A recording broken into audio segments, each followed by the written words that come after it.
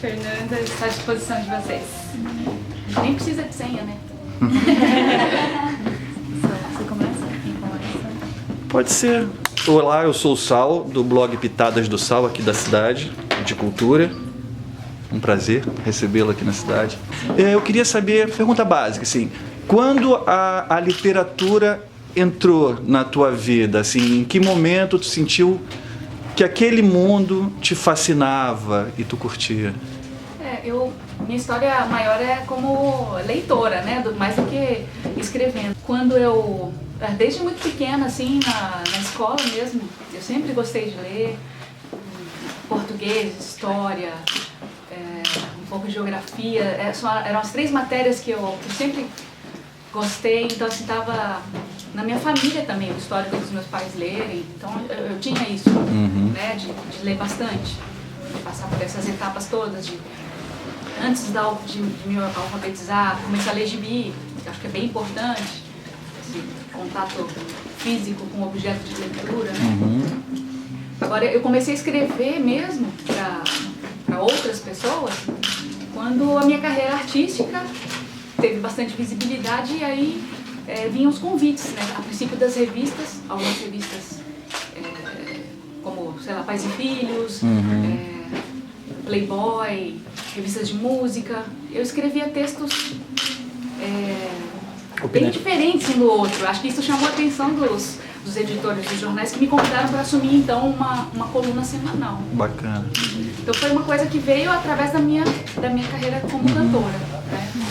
E por eu, de repente, ter mostrado uma versatilidade temática para uma coluna de um jornal diário é interessante. Você no Pato Fu também participava das letras? Sim, né? participo. Com o John e tal. Você cuidava muito da parte das letras também. Mas que engraçado que no Pato Fu, a parte de letra mesmo, quem faz mais letra no Pato Fu é o John. Eu faço mais a parte de melodia. A parte da melodia. Agora, nesses 6 anos que eu fiquei escrevendo para o jornal, eu produzia mais textos do que as letras que eu já escrevi de música, porque, né, foram 6 anos, toda semana. Então é bem engraçado isso, assim, a demanda me fez produzir mais textos do que a banda. Bacana. Até porque eu tenho um letrista muito bom em casa. Legal. Fernando, prazer, eu sou a Heloísa. E como é que ocorre esse passeio da música e da literatura na tua vida, na tua carreira? Eu acho assim, todas as pessoas que são bons leitores, eles têm capacidade de lidar melhor com o mundo. E qualquer emprego que você tem, qualquer que seja a sua habilidade. Então, assim, quando eu comecei na carreira musical também, uma das coisas que é exigido logo de cara é justamente a habilidade da entrevista, que você precisa ser claro, você precisa não responder de uma forma muito rasa as coisas, eu acho, né? Porque assim, você tem a música que ela se expressa pela letra dela, mas quando você vai dar uma entrevista é a oportunidade que as pessoas têm de te conhecer melhor, né? De saber um pouco mais do ser humano ali e não só da cantora, né? Ou do artista de rádio ou TV, por exemplo. Então, esse tipo de coisa, ou participar de mesa redonda, de ser curadora de projetos musicais, isso tudo foi exigindo, né? Colocando a música junto com a produção de textos. Então acho que cresceu junto comigo, sempre gostei, desde pequenininho, tanto de leitura quanto de música. E aí, sem querer, fui juntando isso cada vez de uma forma mais produtiva, né, ao longo da minha história. Eu sou formada em comunicação, em relações públicas. Então assim, eu não fui... Tem uma turma de músicos que defende, joga tudo pro alto e vai se dedicar à música, né? Que não vai nem estudar música, por exemplo. Tem muita gente que joga pro alto e vai estudar música. Mas joga tudo e abandona os estudos e vai pra música. Eu sou totalmente contra isso. Acho que estudar, passar por faculdade, passar por todas as etapas de ensino que a gente tem disponíveis, assim, essas etapas mínimas, assim, é muito importante para a sua formação como indivíduo, para você aprender a pensar, aprender a falar, aprender a escrever. Então, eu fico feliz de ter, no fim, conseguido fazer as duas coisas, essas duas vocações, tanto para a comunicação quanto para a música. Né? Eu sou Lani, do Folha. Eu estava vendo que você começou a escrever, publicar livros desde 2005, né? E como é que foi o seu gênero? Você fazia crônicas, né, e faz. E aí a gente tem um livro que é infantil, que veio depois de livros que eram adultos, né? E como que foi desenvolver essa história? Eu vi o livro As Figuras, você participou desse processo. Como é que foi isso, esse pulo para a literatura infantil? Andou um pouco junto, assim, porque as minhas crônicas, né, alguns contos também, eu tinha notícia que eles eram adotados por algumas escolas lá de Minas Gerais, né? Uhum. E depois também lá no Distrito Federal. E porque eu escrevo de uma forma muito simples, né? Muito... Como é o gênero, a crônica é muito cotidiana. E essa história do panda vermelho, da geisha, eu tinha escrito, já tinha essa história na minha cabeça desde a primeira visita que eu fiz ao Japão, que foi em 2005. Uhum. Então eu fiquei com essa... Voltei depois 4 vezes e tinha essa vontade de fazer, mas eu sabia que exatamente esse texto tinha que ganhar uma ilustração, tinha que ter mais coisa. No jornal, quando ele era publicado, vinha uma ilustração resumindo tudo, mas eu sentia que ele precisava desenvolver e mostrar através um pouco da estética japonesa e eu tinha que achar alguém que pudesse colocar em imagens aquilo, porque eu acho que é um livro que ele pega um público que está saindo da criancinha, né, para entender que a vida nem sempre é só coisa legal.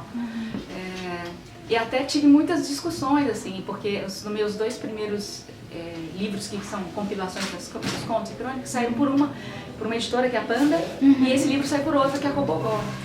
Na época eu me lembro de queria muito ter feito esse livro pela Panda, e na época a linha da Panda editorial até falou, não, esse livro ou você tem que simplificar ele mais, ou você tem que deixar ele mais adulto. E você não queria mexer, eu não queria, eu falei, né? não, mas eu acho que existe uma fase de transição, que às vezes fica meio que ninguém escreve pra essa, porque é mais difícil, eu acho, você escrever mesmo pra é igual fazer música, mais fácil você fazer música que tem uma mensagem imediata, assim, essa música aqui é pop da novela, não sei quem, do que fazer uma música que ela pode ir para um lado, pode ir para o outro, tem criança que gosta, tem adulto que gosta, né? Então, assim, mas eu quis esse desafio e achei uma ilustradora que topou fazer. A gente fez o livro primeiro e depois mostrou o projeto pronto.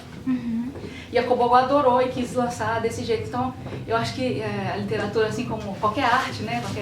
A música, que eu tenho mais experiência e tudo, você não deve desistir da alma daquela peça ou daquela coisa que você quer fazer. Porque muitas vezes você vai se adaptar ao mercado e aí vai passar, aquilo passa. E aquilo que você realmente quer fazer. falar, então, aí eu pego esse livro, vou pegar esse livro quando eu estiver bem velhinha, eu vou me lembrar da sensação que eu tive quando eu estive naquele zoológico mesmo e conheci o panda vermelho, que eu também não conhecia. Então eu queria contar exatamente como é.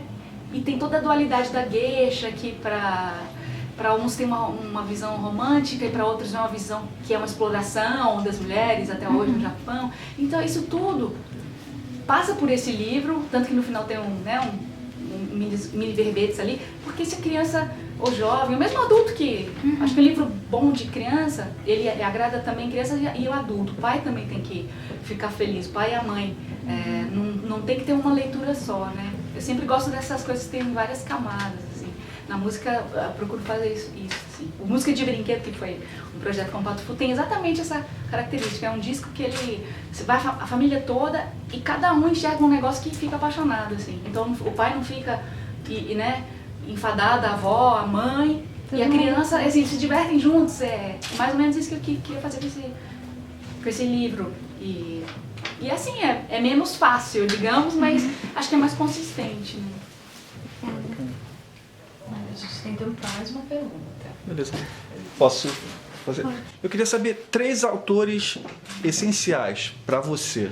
Para mim, a Clarice Lispector. Língua portuguesa, acho que é sempre importante citar o Saramago. Também pelo prêmio que ele recebeu, mas por a gente ter alguém escrevendo em português do mundo todo, né, sendo traduzido para o mundo todo. Claro. E eu gosto muito de uma jornalista, falar alguém mais contemporâneo, assim, que é a Eliane Brum, que ela é jornalista, né, gaúcha, começou escrevendo crônicas mais diferenciadas também no jornal, tem toda a parte do jornalismo investigativo e tudo, mas tem escrito ficção, escreve coisas muito interessantes sobre ela mesma, coloca coisas muito profundas sobre ela, assim, que agora as coisas se resolvem na cabeça dela, ela escreve e ajuda a resolver a cabeça de um monte de gente, eu acho. Legal. Então eu gosto dela. Bacana. E só pra gente encerrar aqui, os teus planos a partir de agora, tem algum novo livro em mente ou você vai continuar no trabalho com o último lançamento do Patufu e seu solo? Esse ano e o começo do ano que vem a gente está basicamente em turnê, né? Eu saio daqui para Fortaleza, tem 4 shows em Fortaleza, com a diferença de clima total. Assim. Todos os climas, que eu né? sou do Piauí do lado, né? Então a gente está na estrada, fazendo shows, então todos os planos para estúdio, para minha produção mesmo de escrita, está tudo meio parado, assim. Claro que a gente vai fazendo algumas coisinhas, mas quando é o momento de ficar mais concentrado e focado numa próxima produção, a gente se reúne e sai um pouquinho da estrada. Então, vai estar. Obrigada. Obrigado. Foi um prazer. Bom.